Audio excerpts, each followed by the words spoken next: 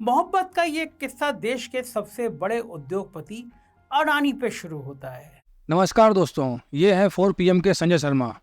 अपने आप को ईमानदार और क्रांतिकारी पत्रकार बताने वाले संजय शर्मा की ईमानदारी पर बीते कुछ दिनों से कई तरह के सवाल उठ रहे हैं।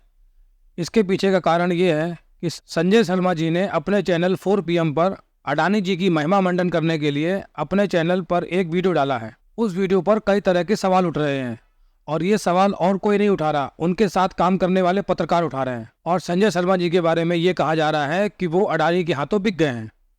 क्या है ये पूरा मामला, आइए इसको समझने की कोशिश करते हैं।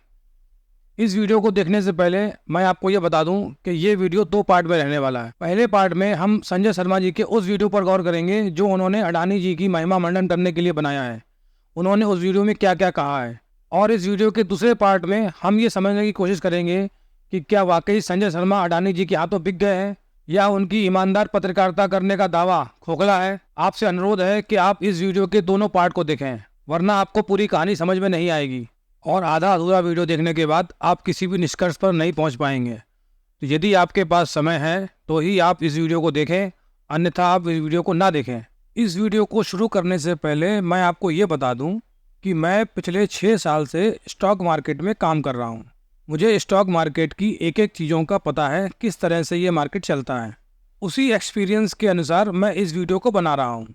मोहब्बत का ये किस्सा देश के सबसे बड़े उद्योगपति अडानी पे शुरू होता है। क्या ये कहानी भारत में शुरू होती है या इसके तार विदेश से भी जुड़े हैं, इसकी हम पड़ताल करेंगे। केन्या के आंदोलन में जो एयरपोर्ट पर अडानी ग्रुप ने लिए थे उसके संबंधित ये चिट्ठी थी और चिट्ठी में तरह तरह की कहानियां थी। मतलब भाव ये समझ लीजिए उस चिट्ठी में कि अडानी के लेटर पैड पर लिखा था कि इस वाले मामले में जिन लोग इन्वॉल्व थे, जिन्होंने घूस ली, इस तरह की तमाम कहानियों का हम खुलासा कर देंगे। और देश में हंगामा मच गया कि ये कहानी क्या हो गई, अचानक ये बवाल क्या हो गया। वो तो अच्छा हुआ कि शेयर मार्केट पर इसका असर नहीं पड़ा, लेकिन कुछ ही देर बाद अडानी ग्रुप का खंडन सामने आया। तब पता चला कि ये चिट्ठी फर्जी है। लेकिन उसके बाद ये चर्चा शुरू हुई कि आखिर अडानी ग्रुप के खिलाफ ये साजिशें क्यों की जा रही है। संजय जी अपने वीडियो में सवाल उठा रहे हैं कि क्या हिंडनबर्ग अडानी के खिलाफ कोई साजिश कर रहा है और ये साजिश क्या अडानी के खिलाफ है या पूरे भारतीय बाजार के खिलाफ है। चलिए इस पर नजर डालते हैं। अडानी इंटरप्राइजेस का शेयर 2020 में 200 से 250 रुपये के आसपास था। महज 1.5 से 2 साल के अंदर में वो शेयर 4,000 रुपये पहुँच गया। साल 2020 में जहां अडानी इंटरप्राइजेस का शेयर 200 रुपये के आसपास था, उस साल अडानी इंटरप्राइजेस का नेट प्रॉफिट 1,000 करोड़ रुपए के आसपास था। और जब अडानी इंटरप्राइजेस का शेयर 2022 में अपने रेट से 10 गुना ऊपर चला गया, लेकिन उसी साल अडानी इंटरप्राइजेस का प्रॉफिट 1,000 करोड़ से घटकर 788 करोड़ हो गया। अब कंपनी का प्रॉफिट घट रहा है, लेकिन कंपनी के शेयर प्राइस 10 गुना बढ़ रहे हैं। अब ऐसा खेल संजय जी ऐसे लोगों को नहीं दिखेगा, लेकिन हिंडनबर्ग जो कि एक शॉर्ट सेलिंग कंपनी है, मार्केट में शॉर्ट करके पैसा बनाती है, उसकी निगाहें ऐसी कंपनियों पर लग जाती हैं और वो इन कंपनियों की जांच पड़ताल करना चालू कर देती है। धीमे धीमे वो जानकारियों को इकट्ठा करती है और जब सही समय आता है तो ऐसे स्टॉक्स के अंदर में शॉर्ट पोजीशन बना करके और वो न्यूज़ बाहर कर दी जाती है। ये कोई नई बात नहीं है, इस मार्केट में ऐसा अक्सर होता है। और क्या ये साजिशें सिर्फ अडानी ग्रुप की हैं या भारत के बाजार को क्रैश करने की हैं? अब संजय जी इसको देश और अडानी से जोड़ करके देख रहे हैं, देश पर हमला बता रहे हैं, देश के बाजार के ऊपर में हमला बता रहे हैं।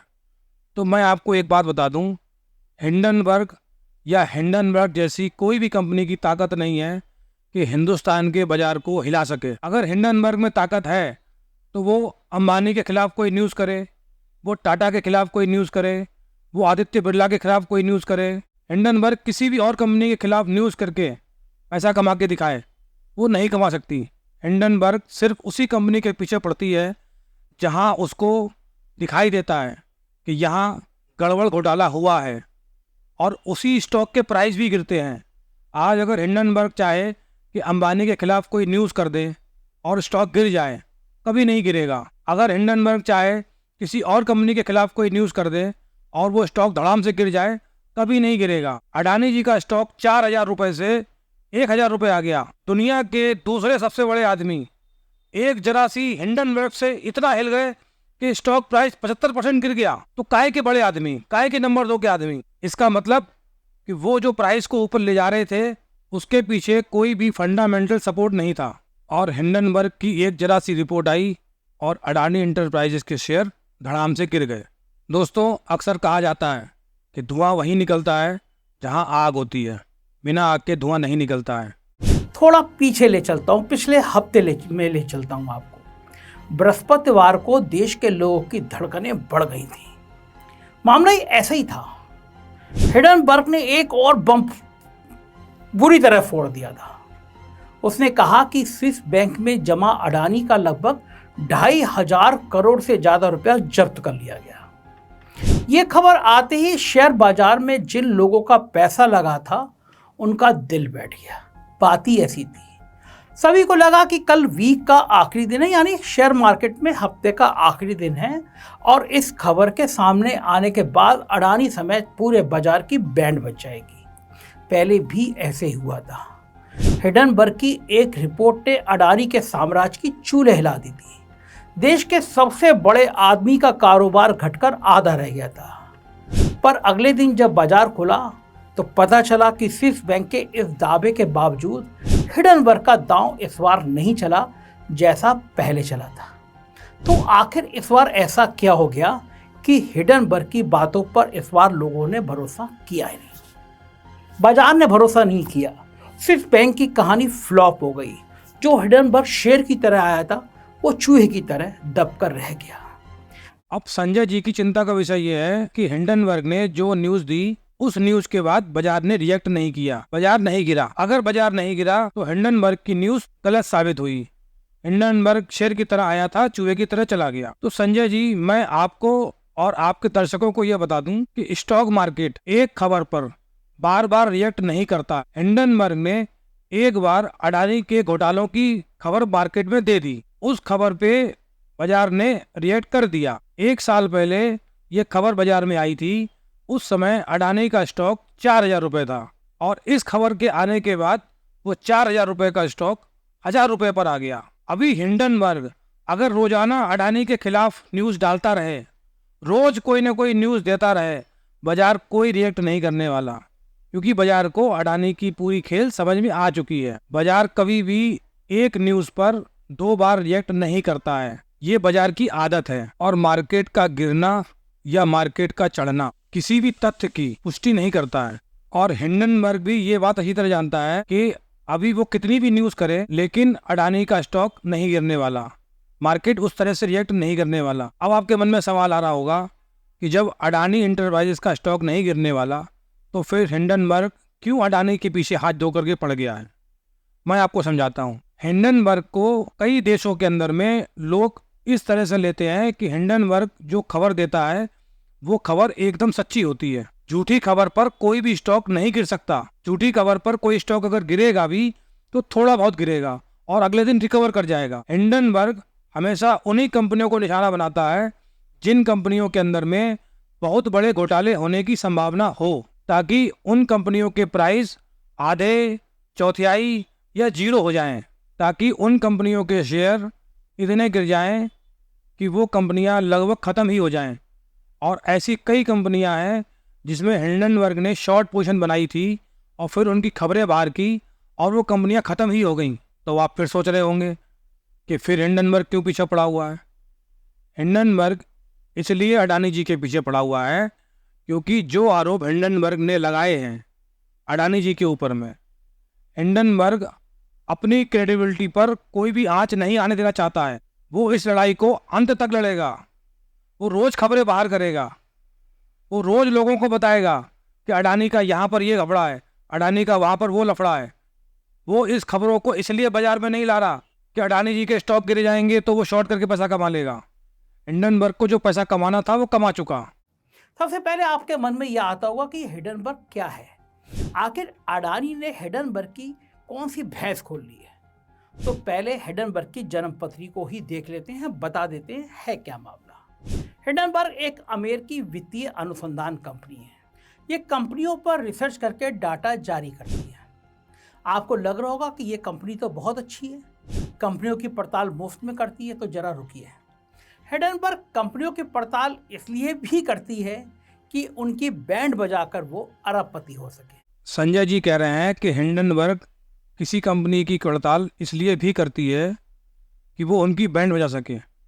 संजय जी, मैं आपको बता दूं कि हिंडनबर्ग किसी भी कंपनी की पड़ताल इसलिए भी नहीं, इसलिए ही करती है ताकि वो उनकी बैंड बजा सके।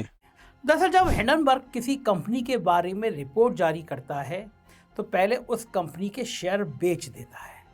रिपोर्ट जारी होने के बाद जाहिर है उस कंपनी के शेयर धड़ाम से नीचे आएंगे, तब हिंडनबर्ग गिरे हुए शेयर को खरीदकर माला माल हो जाता है कि किसी कंपनी का शेयर खरीदे बिना भी उसे बेचा जा सकता है। इसे शॉर्ट सेलिंग कहते हैं और हिंडनबर्ग यही करता है। संजय जी बता रहे हैं कि किसी भी कंपनी का शेयर बेच करके भी उस शेयर से पैसा कमाया जा सकता है। मैं आपको यहाँ ये बता दूं, इस मार्केट के अंदर में मेनली 2 तरीके के प्लेयर होते हैं। एक होते हैं DII, डोमेस्टिक इंस्टीट्यूशनल इन्वेस्टर, जो कि भारत की कंपनियां होती हैं, और एक होते हैं FII, फॉरेन इंस्टीट्यूशनल इन्वेस्टर, जो फॉरेन की कंपनियां होती हैं। हमारे देश की भारत सरकार DII यानी कि डोमेस्टिक इंस्टीट्यूशनल इन्वेस्टर को शेयर बेच करके पैसा कमाने की इजाज़त नहीं देती है। वो सिर्फ शेयर खरीद करके ही पैसा कमा सकते हैं। और जो फॉरेन इन्वेस्टर हैं, जो फॉरेन की कंपनियां हैं जो हमारे देश में आती हैं, हमारी सरकार उन कंपनियों को ये इजाज़त देती है कि किसी भी कंपनी के शेयर को जितना मर्जी चाहे सेल कीजिए और पैसा कमाइए। शॉर्ट पोजीशन सिर्फ और सिर्फ उन्हीं कंपनियों में बनाई जा सकती है जो F&O में लिस्ट होते हैं। ये सुविधा रिटेल ग्राहकों के लिए भी मौजूद है, लेकिन DII को इससे दूर रखा गया है। 2023 में मैं भी और मेरे पड़ोसी भी कुछ लोग इसके शिकार हुए थे। कैसे हुए थे वो भी मैं आपको बताऊंगा। दरअसल 2023 में हिंडनबर्ग ने यही किया, करोड़ों रुपए बना लिए और अडानी का कारोबार आधे से भी कम पर सिमट गया। पर इसके बाद भी हिंडनबर्ग ने अडानी पर हमले जारी रखे, तो सवाल खड़ा हुआ कि क्या हिंडनबर्ग का उद्देश्य सिर्फ पैसा कमाना है, सिर्फ अडानी की पोल खोलना है, या इसके पीछे कोई और बड़ा खेल है? क्या निशाना सिर्फ अडानी है या भारत का बाजार है जिसे कोई विदेश में बैठकर तबाह करना चाहता है? और आखिर वो कौन है जो भारत के शेयर बाजार में उथल पुथल मचाना चाहता है? सवाल ये भी उठा कि जिस समय दुनिया की सबसे प्रतिष्ठित पत्रिका टाइम मैगजीन में अडानी की कंपनी को बेस्ट कंपनी के रूप में जगह मिली, उसी समय अडानी के ऊपर यह कहकर हमला क्यों किया गया कि स्विस सरकार ने अडानी का लगभग 2,500-3 हज़ार करोड़ रुपया जब्त कर लिया, जबकि अडानी ने कुछ ही मिनटों बाद साफ कर दिया कि ये झूठ है और उसका 1 रुपया भी जब्त नहीं किया। टाइम मैगजीन कोई इंडिया टुडे टाइप की मैगजीन नहीं है जिसे कोई सरकार करोड़ों रुपए का विज्ञापन दे दे और उस सरकार के मुख्यमंत्री को नंबर 1 दिखा दिया जाए और बाकी को नीचे कर दिया जाए। टाइम मैगजीन में जगह पाने के लिए दुनिया भर के बड़े से बड़े लोग अपनी पूरी जान लगाते हैं, क्योंकि बहुत प्रतिष्ठित मैगजीन है। संजय जी, इस प्रतिष्ठित मैगजीन ने 2019 में मोदी जी को इंडिया का डिवाइडर इन चीफ बताया था, तो क्या आपके हिसाब से टाइम मैगजीन की इस बात को मान लिया जाए? ऐसा तो संभव नहीं है ना कि टाइम मैगजीन जो बोले वो सच हो। लेकिन नुकसान किसका हुआ? नुकसान मेरा हुआ, मेरे कुछ दोस्तों का हुआ, आपके दोस्तों का हुआ। दरअसल जब बाजार तेजी से चल रहा था तो मैं भी शेयर मार्केट पे थोड़ा बहुत भाग लेता हूँ। मैंने भी कुछ रुपए लगा रखे थे, कुछ अडानी में लगे थे, कुछ टाटा स्टील में लगे थे, कुछ अंबानी में भी लगे थे। जो बड़ी कंपनियां देश की उसमें भी शेयर मार्केट में पैसा लगा था। हिंडनबर्ग की रिपोर्ट के बाद ये शेयर बाजार धड़ाम हुए। जाहिर है कि जो 1 रुपया लगा था वो 20 पैसे या 25 पैसे लग गया। मैं अपने को नुकसान को समझ पाता, लेकिन मुझे कुछ और लोगों के दर्द पता चले। मेरी सोसाइटी में रहते हैं, कुछ बैंक से रिटायर हैं, उन लोगों के पास जो पेंशन के पैसे आए थे, उन्होंने पेंशन के पैसे शेयर मार्केट में इन्वेस्ट कर रखे थे।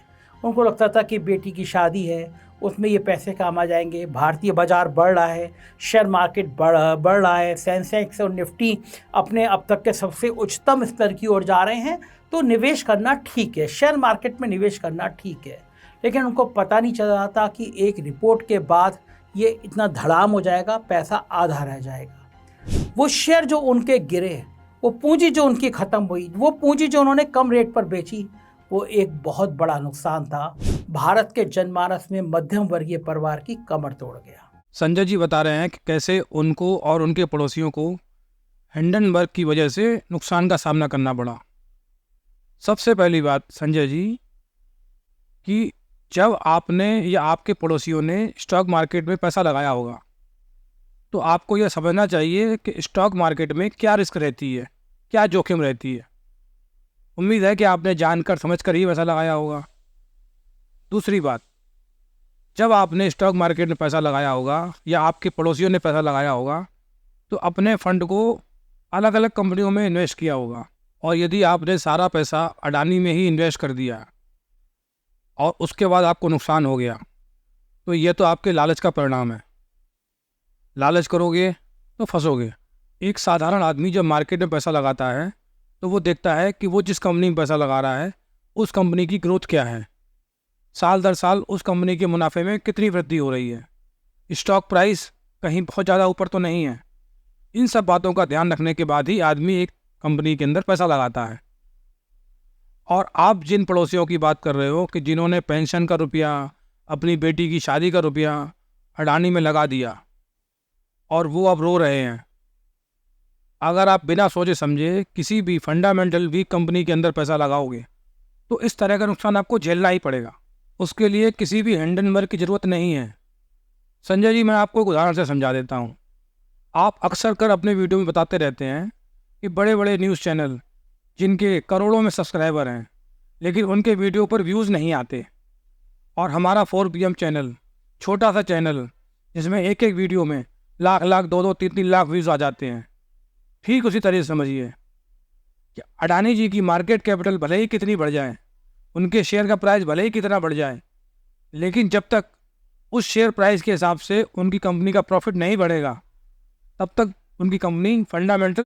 अब बड़ा सवाल यह आता है कि आप चाहें देश के किसी भी उद्योगपति से उसके सत्ता से नज़दीकी के कारण उसे चिढ़ें, उसे पसंद करें, उसे नापसंद करें, लेकिन आप देश को तो पसंद करते हैं। मेरे जैसे व्यक्ति के लिए या आपके लिए भी ये गौरव की बात होगी, चाहे हम उसके सैद्धांतिक रूप से उसके विचारों को, उसकी कार्य पद्धति को, सत्ता से नज़दीकी संबंधों को पसंद ना करते हों, लेकिन भारत का कोई व्यक्ति दुनिया में नंबर 2 पर जाता है या दुनिया में नंबर 1 का व्यक्ति बन जाता है, तो निश्चित रूप से मेरे लिए तो ये स्वाभिमान की बात है कि भारत का कोई व्यक्ति दुनिया का सबसे बड़ा आदमी है। भारत किसी भी रूप में दुनिया में अगर आगे बढ़ता है तो मेरे लिए ये गौरव की बात है। संजय जी बता रहे हैं कि भारत किसी भी रूप में अगर दुनिया में आगे बढ़ता है तो ये मेरे लिए गौरव की बात है। सही बात है, लेकिन क्या करप्शन में भारत आगे बढ़ता है तो ये आपके लिए गौरव की बात होगी? नहीं होगी। अगर किसी और गलत काम में भारत आगे बढ़ता है तो ये आपके लिए गौरव की बात नहीं होगी, किसी के लिए गौरव की बात नहीं होगी। हर चीज़ को देश से जोड़कर देखना और दिखाना सही नहीं है। देश अपनी जगह है, अडानी जी अपनी जगह है। अडानी जी आपके लिए देश हो सकते हैं, लेकिन पूरे देशवासियों के लिए अडानी जी देश नहीं है। संजय जी, आप और आपके पड़ोसी अडानी जी को देश मानकर अडानी जी की कंपनियों में पैसा लगाते हैं, लेकिन मैं आपको ये बता दूं कि आप जितना दिमाग सिर्फ हिंदुस्तान की 2 बड़ी कंपनियों के पास ही है, एक LIC और एक SBI। ये दोनों कंपनी ही अडानी इंटरप्राइजेज में पैसा लगाती हैं। बाकी इंडिया की बड़ी बड़ी कंपनियां अडानी इंटरप्राइजेज में हाथ तक नहीं लगाती हैं। हो सकता है उन कंपनियों के पास आप जितनी दूरंदेशी ना हो, या फिर ये हो सकता है कि वो कंपनियां देशभक्ति ना हो, क्योंकि अडानी जी की कंपनी में तो सिर्फ एक देशभक्ति पैसा लगा सकता है। देश में आज अडानी समूह जिस मुकाम तक पहुंच गया है, उससे भारत की अर्थव्यवस्था बहुत ज़्यादा प्रभावित है। तो क्या करें हम? संजय जी, आप अडानी जी को देश मानते हैं और आप ये भी मानते हैं कि हिंडनबर्ग अडानी जी के रूप में देश पर हमला कर रहा है, तो देशभक्त होने के नाते आपको अपना घर मकान बेच करके सारा पैसा अडानी जी की कंपनी में लगा देना चाहिए, ताकि उनकी कंपनियों की वैल्यू ना गिरे। हिडनबर्ग खुद ये रिपोर्ट कर रहा था या उसके पीछे कुछ साजिशें थी? बार बार कुछ लोगों का नाम आता है जो ये कहा जाता है कि हिडनबर्ग के पीछे वो लोग थे, वो लोग काम कर रहे थे, अडानी तो बहाना था, भारत एक निशाना था। तो क्या भारत के बाजारों को प्रभावित करने की कोई अंतर्राष्ट्रीय साजिशें थी? क्या हमें उस साजिशों में भाग लेना चाहिए? क्या हमें उन साजिशों का हिस्सा बनना चाहिए? संजय जी, आप जिस साजिश की बात कर रहे हैं, आपको पता भी नहीं है कि स्टॉक मार्केट में क्या क्या खेल चलता है। आप खाली कयास लगा रहे हैं। सेबी के पास में हर इंसान का डेटा होता है। सेबी के पास में पूरी रिपोर्ट है कि जिस समय अडानी का स्टॉक गिर रहा था तो किस किस ने कहाँ कहाँ से स्टॉक बेच करके पैसा कमाया था। अगर ये कोई ऐसी साजिश है तो क्यों सेबी वो डेटा बाहर नहीं करती है?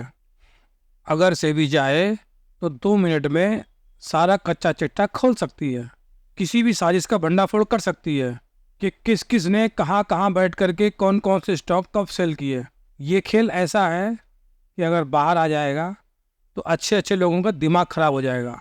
हर बार जो दिखता है वो होता नहीं है। कई बार हार के जीतने वाले को भी बाजीगर कहते हैं। क्या इस चिढ़ को, इस नफरत को और बढ़ाने दें? दुनिया के किसी हिस्से में, चाहे वो अमेरिका हो या दुनिया का कोई हिस्सा हो, वहाँ बैठे कुछ लोग प्रभावित करने की कोशिशें करें तो हमें थोड़ा चिंतित होना चाहिए, क्योंकि बात हमारे देश की है।